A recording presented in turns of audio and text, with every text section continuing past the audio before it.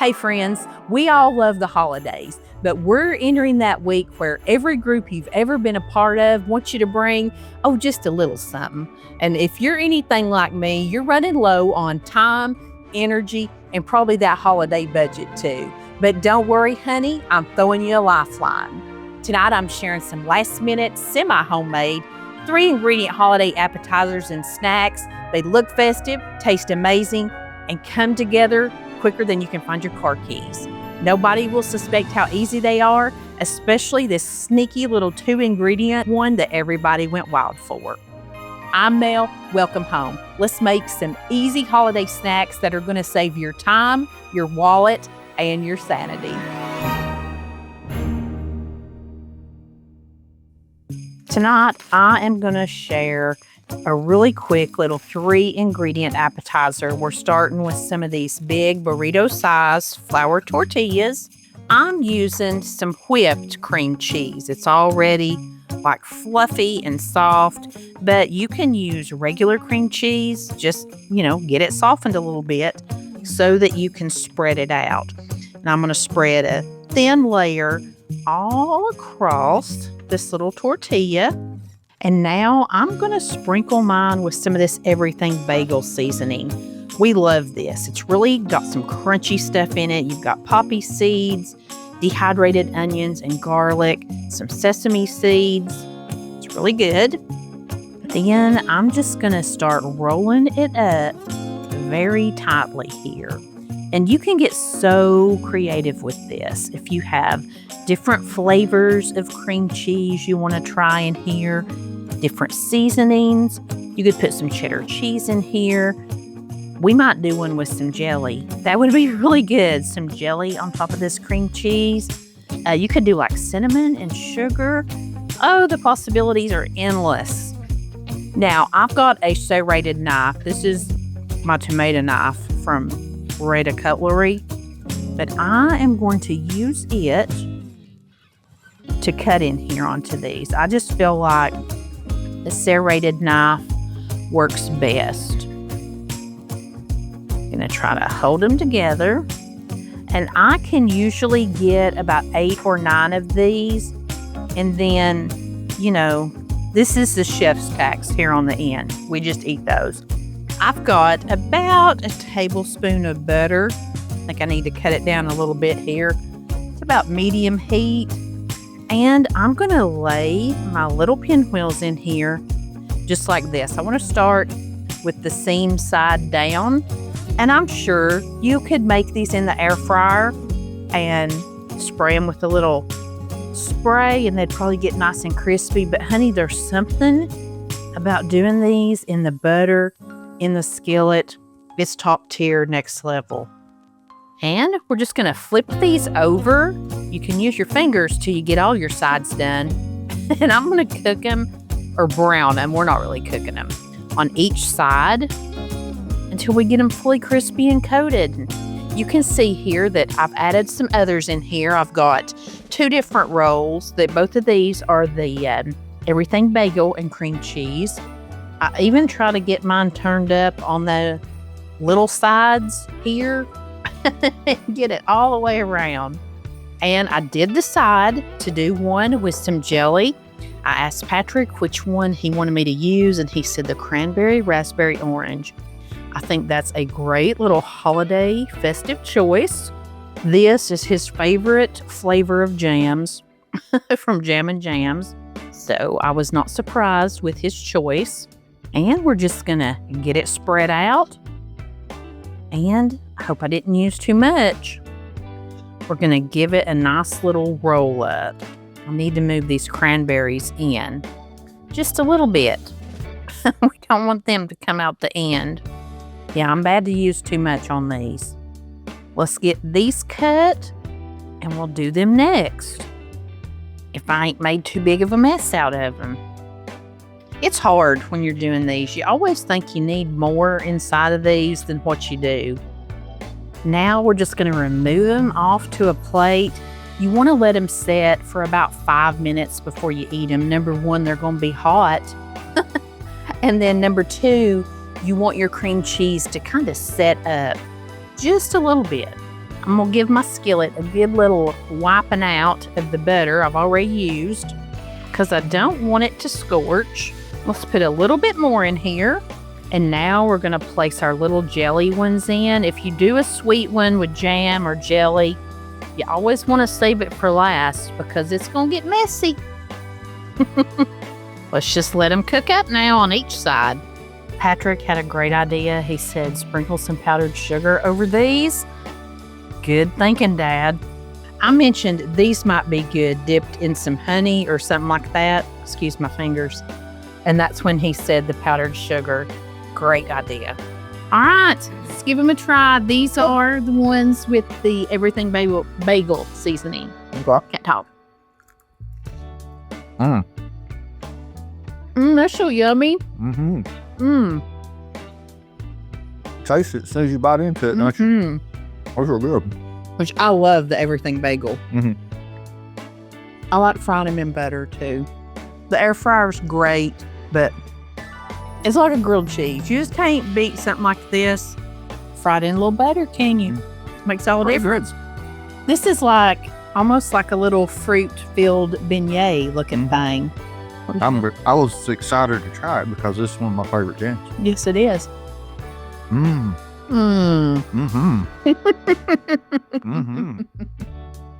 Out of this world. It's sticky a little bit on the outside. I'm still trying to chew. The powdered sugar was a great idea, Dad. I'm glad you were in here and thought of that. It's almost like it's caramelized, that jelly. Yeah. Hadn't it? Yeah, on the outside of the little pinwheel. It's like it, comes out a little bit, that came out, and it has it sort of like caramelized on it. It's not hard. It's just it's not sticky hard. and chewy. Yeah. Oh, that's good. It's good. Can you believe these, 3 ingredients? 3 ingredients and a little bit of butter. That's delicious. You can pull these out anytime, but definitely if you have some visitors stop by for the season, impress your guest for less. Those are very good. We're going to make some little mozzarella biscuit bombs today. I've got 2 sticks of just, mozzarella string cheese. Oh, let's start our oven. Preheat 375 degrees. I'm bad to forget that. Okay, we've got our string cheese unwrapped here, and I'm going to cut each one of these into little 1-inch sections. Normally, I get 4 out of each stick, and I'm just going to make 8 biscuits today. So that is all that we need. Now, I've got me a roll of Grand's biscuits. I'm not using the flaky layers. I'm just not a big fan of them. Some things they're really great for. But for this, I'm just using good old Southern style. And each little biscuit, I'm just going to put it in the palm of my hand and spread it out a little bit. No need in pulling out a big rolling pin and all of that. Not necessary. Then I'm going to take one of my little pieces of cheese and I'm going to wrap this biscuit right up around it. And then the best way that I have found to do it is to kind of roll it in a ball. You want to make sure that your little seam is all around here because you don't want your cheese to come out when we bake this. And just put it on your little baking sheet here. I've lined mine with parchment so it won't stick. I thought this would be a good treat for tonight. Number one, they're super simple. But Patrick has been out mowing. He takes care of a lot of our family's yards. And I don't know what we're going to have for supper. But I think it's going to involve me sending him out there to the Blackstone with something to cook. He don't know that yet. I've got a lot of computer work I need to get done tonight. So I thought it'd be a good night. So this will tide him over while he's out there cooking. You do need to be sure and give your little bombs each just a little bit of space. This is canned biscuit dough, so it should rise up a little bit, have some nice size biscuit bombs. In this little coffee cup, I have 4 tablespoons of melted butter. To that, we're going to put in a half a teaspoon of garlic powder, a half a teaspoon of Italian seasoning, And let's go ahead and use a whole tablespoon of some dried parsley flakes. That'll give it a pretty color. And I'm just going to use a little fork to get all this kind of whisked together.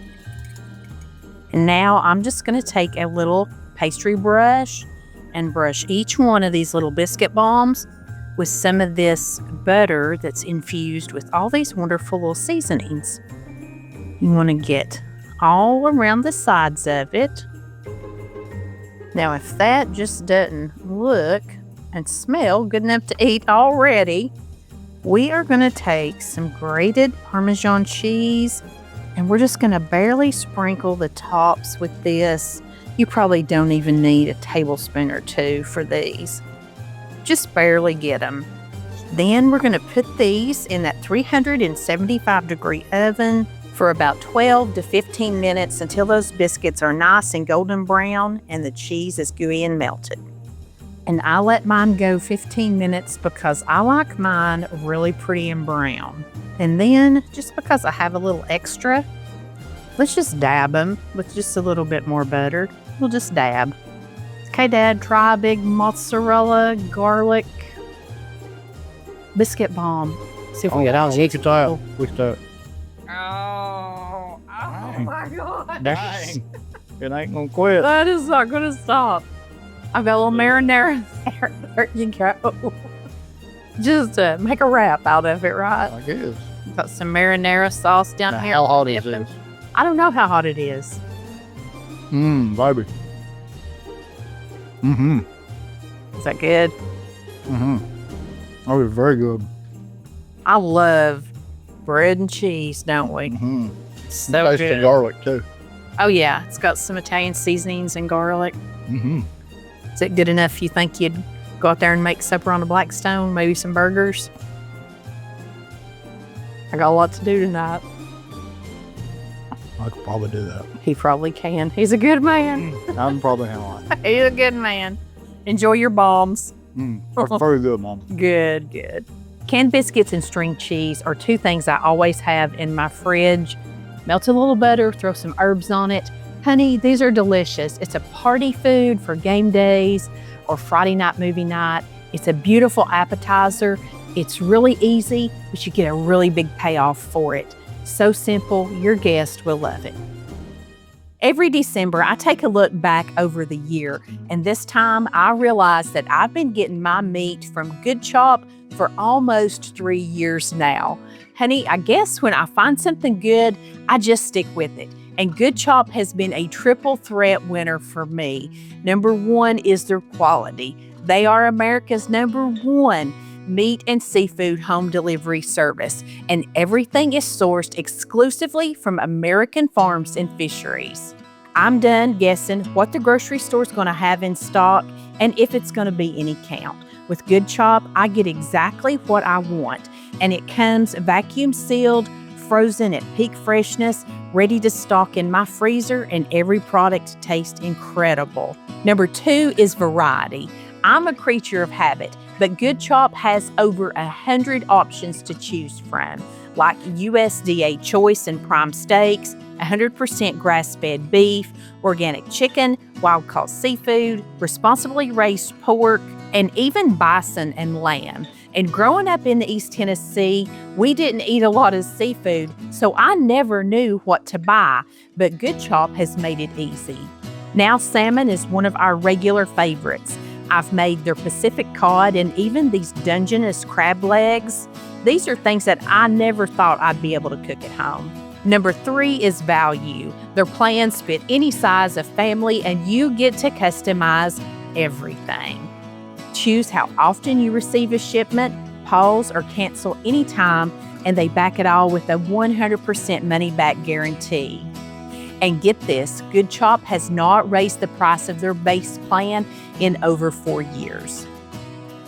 So if you want to start the new year off right, Go to goodchop.com/YouTube and use code MommaMail50 or click the link in my description box to get $50 off plus free shipping on your first order. You could also scan this QR code that's on the screen. That's $50 off plus free shipping on your first order at goodchop.com/YouTube with code MommaMail50.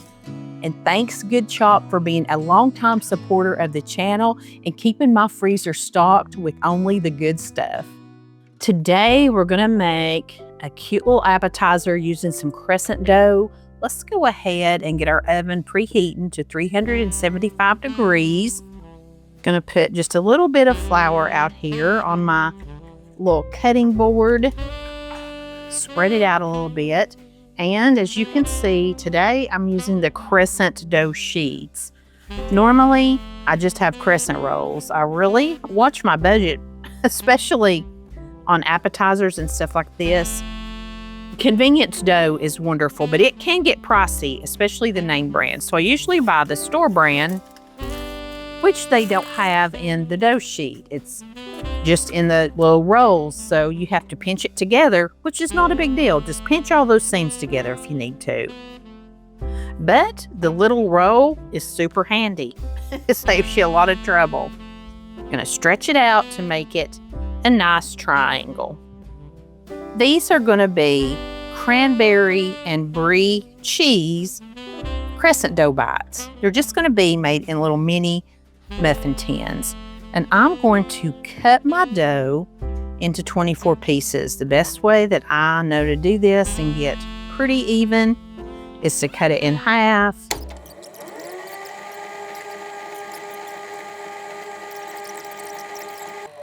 Okay, we're back. I pinched everything back together. What I did was I just started the wrong way.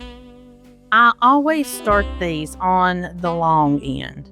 Or the long way, which may not be the long way anymore now that I've kind of messed around with it. But anyhow, do it in fourths.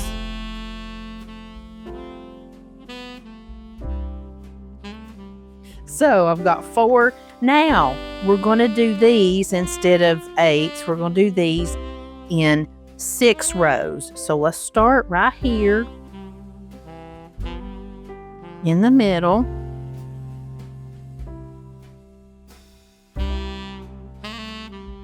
And then we're going to go to each side and cut it 2 more times.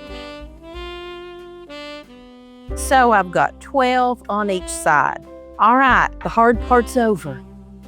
Now I've got a 24 cup mini muffin tin, and I'm just going to take my little pieces and just set them each down in one of these little cups.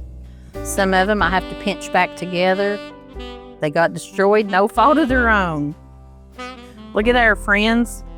My math actually mathed right out. I'm just going to set this over to the side. And I've got a wheel of some Brie cheese. Now let's take a look at it, see what we're working with. I really like to get rid of this rind that's on here. I don't think it tastes very good. You don't have to. But I'm going to try my best to get it off of here. I'm going to try just scraping it off the top here. I think that's a little easier. Around the sides, I normally cut it. Thought I could get this off, but cutting it. But I'm just going to scrape it off. There's one side, pretty well done. You don't want to scrape too much because, you will lose some of your cheese. But once you get it kind of off, you can go down into those seams and get a little bit more. The bad news is you got a backside to do too. Let's just get it started. I've done about all I want to fool with doing on the tops now. And I'm just going to go around the edges with my knife and just trim it off there. That's much easier than how you have to do the flat surfaces. Now we're left with a fairly clean wheel of Brie cheese, and I'm going to cut it right down the middle. I want my pieces to be a little bit thinner. And you can use any soft cheese that you'd like here. You don't have to use Brie, but that's what I'm using. Now that I've got it cut down the middle, I'm just gonna take some slices this way. Then I'm gonna come back around this direction. And I just kind of want it in, little chunks. I don't know how many I'm gonna put in each cup until we get to them. I've made something very similar to this before, and I've used Boursin cheese. Imagine that. Y'all know I love Boursin cheese. But you can use anything you'd like. I just think with cranberries that a nice soft cheese like this that's just like warm and nutty flavored, it's just going to be good with this. Then I'm just going to take my little bites of Brie cheese and fill each of my little cups with it. And this was an 8-ounce wheel of Brie cheese, and you can see that I have about half of it left. I suggest when you buy the ingredients, go ahead and grab another roll of crescent dough because everything else in this recipe stretches a really long ways. You can make this again for another night, or you can just double down today. Now we're going to put us a little spoonful of cranberry sauce in each one of these little cups, and I like the whole berry. It's pretty. You just need the whole berry. And did you ever wonder, why do they put the label upside down on the cranberry sauce? Well, I don't know a lot of things like math and geometry and shapes, but people like me have to know things like that. They do that so that grocers and us, when we put this in our pantry, will store this cranberry sauce upside down. And the reason they want us to store it upside down is because then it will create an air pocket. And when we open our can of cranberries, we can slide a knife right down and along beside of it. And if you're one of those folks who likes that jelly loaf to come out in one piece, you'll be able to get it out intact. Ain't that funny that they think of that for us? Now, to really give it a festive touch, I've got a little bit of rosemary here. We're just going to take a few little sprigs and we're just going to stick it down in the side of each one of our little cups here. This is not 100% necessary, but I do think that it gives it a festive little look. Now we're going to put them in this 375-degree oven till they're nice and golden brown, about 15 minutes. And you can see what I mean about your ingredients. I still have at least half a can of the cranberry sauce, and I got plenty of rosemary left over too. And just look how beautiful they come out. Let them sit just a few minutes and you want to serve them warm. These little things are so pretty and so delicious. And what is so awesome about this 3-ingredient recipe, if you don't have crescent dough, you could use a little refrigerated biscuit dough. You could use puff pastry. If you don't have Brie cheese, that's not something I ever have unless it's the holiday season. You could use cream cheese, or like I said earlier, you could use a Boursin cheese. You can put honey on top of this with the Boursin, is great. If you don't have cranberry sauce, put on any jelly or jam that you have that you like. And if you don't have rosemary or you don't want that, you could even chop up some pecans and put on the top, or just have them with the cheese, the pastry, and the fruit topping. They are delicious, friends. This little 2-ingredient recipe comes courtesy of Little Debbie Snack Cakes. Granny, if you're new here, that's my mom. She cut this recipe out for me a long time ago. It's still on the back of the box because I have a thing for pedophores. I will tell you a whole little story about them while we make this dessert. So you'll just have to be patient and let me go down memory lane tonight. The first thing we're going to do is take our cakes, and I'm using the fancy cakes. You could use devil squares, but I'm using a very sharp knife, and I'm going to cut them into 4ths. When I was a very young girl, I went to work at Vulcan Materials Company on Alcoa Highway in Knoxville, which was very close to the University of Tennessee campus. A lot of the recipes you guys see here have come courtesy of these ladies I worked with there, such as Mary from Mary's Meatloaf and Debbie Whitehead from Debbie's pork roast with plum sauce. Anyhow, these girls really brought me knowledge of things of the world. I was just an old country girl. I didn't know a lot of things. I still don't know a lot of things. But anyhow, they introduced me to Petit-fours. Anytime we had a baby shower or anything, they're like, oh my gosh, we're getting Petit-fours. I mean, that's just what you did. And we always got them from the UT bakery. And they're absolutely delicious. Now, I'm going to melt some candy wafers here. I've got red. They're still vanilla flavored, but I've got red and green. And the way I do these, I just do this in the microwave for a minute. Then I'll stir it. And then I'll put a little Crisco in mine.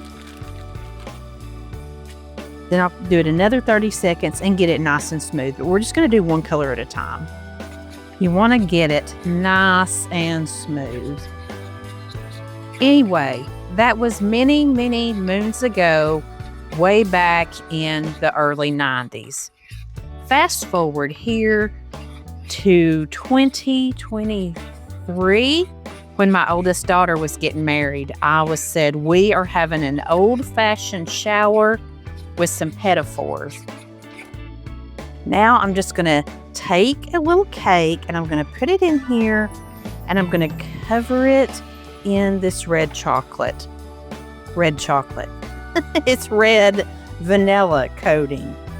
Then I'm going to take a fork and I just tap it like this to get any of the excess off. And you don't have to cover your whole cake if you don't want to, but Petit-fours are fully covered. Then I'm going to take a little toothpick and just help me slide this off. And we're just going to repeat this with the red in about half of the little cakes that we have. Okay, back to the Petit-four story.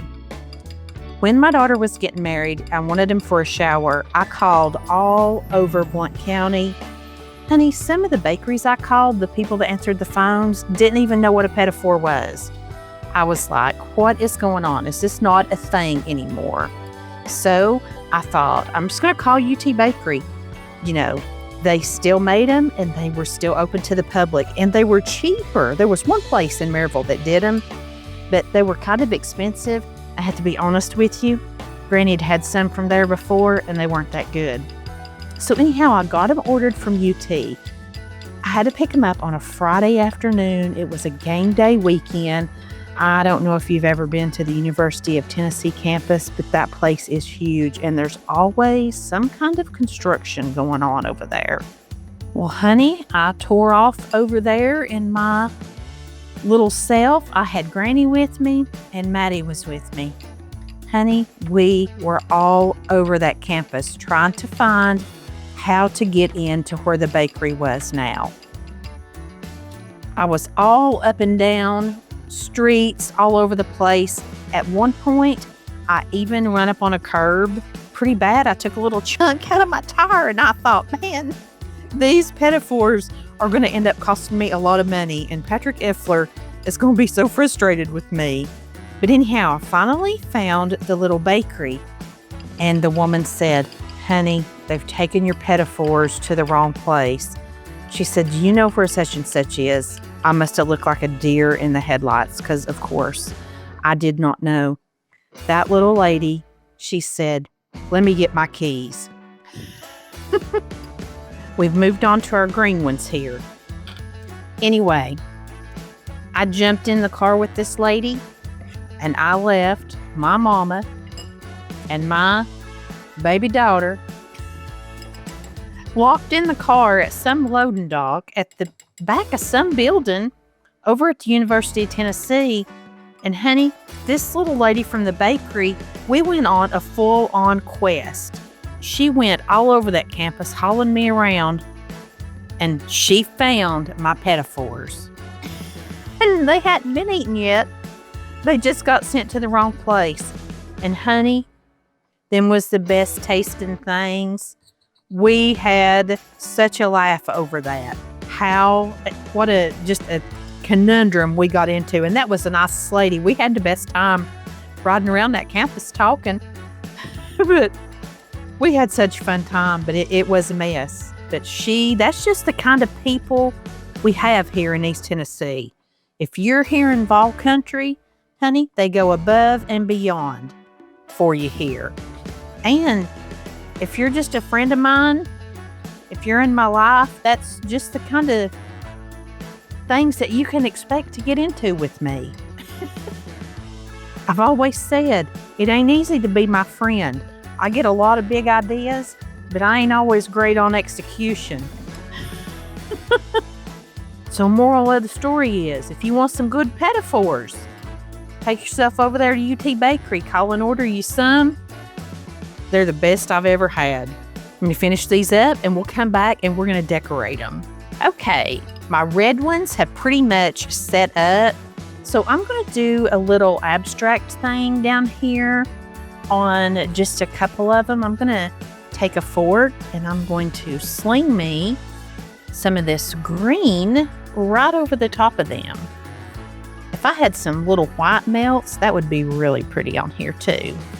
But nothing looks pretty when it's sitting here on this paper like this. But when you get done, it's really nice looking. You know what? I think I'm just going to sling it on all of them. I like that. I like that a lot. Now, we could leave them like this, but I'm going to take some of this sanding sugar and sprinkle over the top of these, and it'll kind of stick where the wet green chocolate is. And if you've never had a petit-four, they have like, the ones that I have had anyway from UT Bakery, they have like a crystallized sugar stuff on them. It's so good. Now, I have this little box of decorations. They're candy decorations. I've got trees and candy canes, snowflakes and gingerbread men and whatnot. And I kind of like the looks of these, just like they are. But I do think I want to do just a little decorations on a couple of them. So what I'm doing is taking a toothpick down in my chocolate back here, and I'm just going to put a little glob of my chocolate right here on the cake. Then I'll just press my little decoration right into the top. So cute. So doing the little abstract art on them kind of helps. People don't know that you're actually, sticking your stuff into it. Do a little gingerbread man, gotta have a Christmas tree, and let's put us on a little candy cane. I just reheated my red melting chocolate, and so let's just come over here and do our green ones with it. One got a little globby there on me. That's all right. And I'm so quick on these over here, I didn't even have to add any more of the chocolate to stick them. Now, I'm just going to stick these in the freezer and let them set up for just about 5 minutes. Look how pretty they look, all set out on the platter. Nobody will ever even know that all you did was cut up some Little Debbie cakes and dip them in chocolate. These are so adorable. Easy to make. This would be fun to make with your kids, but if you've got a last minute thing to go to and this is all you have on hand, look what you can make with it. And let me give one a try. Look at that. It is a petite cake, a little cake. And you know what? It tastes incredibly a lot like a petit-four. Bravo, bravo, Little Debbie. This is a wonderful dupe. It does taste like a petit-four. And it's so easy and so cute. And you could definitely do these at Easter or just any little holiday season that you have. Cute, easy, fun, and oh so delicious. Let me know your favorite treat from tonight's video down in the comments. It always surprises me, and I love hearing what resonates with you every week. And if you're interested in Good Chop, don't forget to grab that link and code for a great discount and free shipping on your first box. Thanks so much for being here. I really appreciate it, friends, and I don't ever take your time for granted. If you want to watch some more quick and easy Christmas treats, check out this video next. I'll see you there. I send you lots of love and a big old Merry Christmas from my kitchen.